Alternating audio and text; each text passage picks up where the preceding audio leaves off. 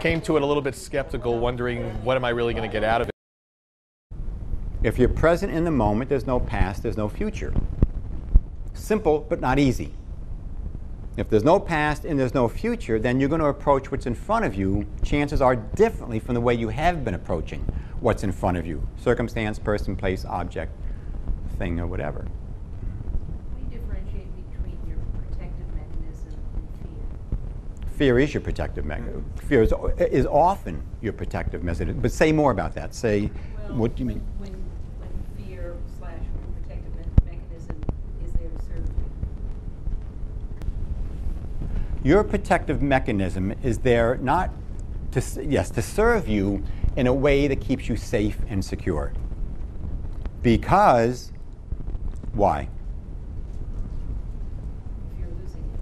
Fear of losing Safety. control, recognition, and security. It all goes back to fear. It all goes back to fear. So no matter what you call it, you can call it the inner judge and critic, I call it the superego, you can call it the protective mechanism. What that mechanism wants to do is keep you in a place where when you were a child, kept you safe and secure. But the problem with that is that the way it kept you safe and secure as a child is often self-defeating and self-destructive as an adult. Early childhood beliefs. These are 4 early childhood beliefs that we learned as children, which if we practiced, got us mommy and daddy's love, acknowledgement, appreciation, etc., etc., etc. They kept us safe and secure, physically, emotionally, mentally, psychologically. But look what happens when we carry this belief into adulthood. So can you think of any beliefs that you grew up with that ended up being, that are being self-destructive, self-sabotaging in your approach to the world? That beliefs that supported you when you were small, that you learned when you were small. But now, you know what? They don't work out so well. They don't manifest the same kind of safety and security. But I hang on to them anyhow. And do those beliefs that you hang on to, come hell or high water, support you to live on the right-hand side of this emotions page or the left-hand side of the emotions page? Are you more joyful and happy with those beliefs? Or do those beliefs cause you more pain and suffering, anger, fear, that kind of thing? But you still hang on to them because they've been programmed into you, and for one reason or another, you can't give them up. Or you're afraid to give them up. You feel guilty about giving them up. Can anybody think of a belief they grew up with? Yeah, Robert? For me, the idea that I was taught that go get a job and work 20 years as a career and retire, and then just wasted a decade and a half of that too. Right, right. And do you still believe that? No. Okay, thank you. Marty? Don't talk to strangers. Okay. Yeah. It can be devastating. Absolutely. Anybody else? Yeah. I learned that you should never say anything unpleasant to anyone else. Right. Don't tell them they're doing something wrong. Right. Be very polite.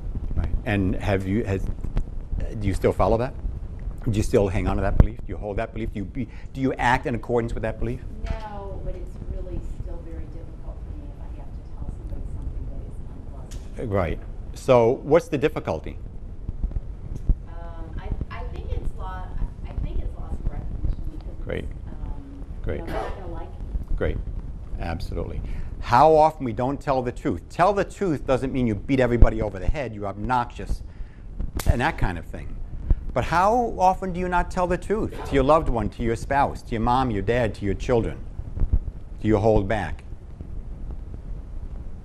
Or your boss, or your colleague, or your coworker, or your friend?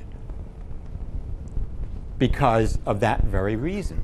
Nobody's going to like me. The fear of loss of recognition, acknowledgement. I can have anger, but I don't need to be angry. I can have sadness. I don't need to be sad. In the same way some of you were talking about what you experience when you have anger, you can feel your anger coming up, but you don't need to act out on it. Feeling it coming up is the adult. acting out on it is the 5-year-old. And most psychologists, most therapists will tell you that emotionally, most adults are 4, 5, 6-year-olds in adult bodies wearing adult clothes. Stop acting like a child. You're acting like, that's what that's all about. These emotions we had as children, we never processed, we never worked through. We carry them into adulthood. You bring your biology and your biography to your adult life. You bring your biology and your biography to the workplace. That's why all these people remind you of your brother, your sister, your mother, your father, your uncle. That's what's going on there. It's the programming. But if you're conscious, if you're aware of what's going on, you can separate out and say, that was then, this is now. That's not my father, that's not my brother, that's not you, whatever it happens to be. You can separate that out. That was then, this is now, instead of taking the overlay from the past and putting it on the present. It has great application to anyone and everywhere, being able to deal with the whole issue of how do you overcome resisting change. And what I really loved was that it wasn't just theory, but a lot of good practical ideas and exercises that I'll be able to use when I leave here.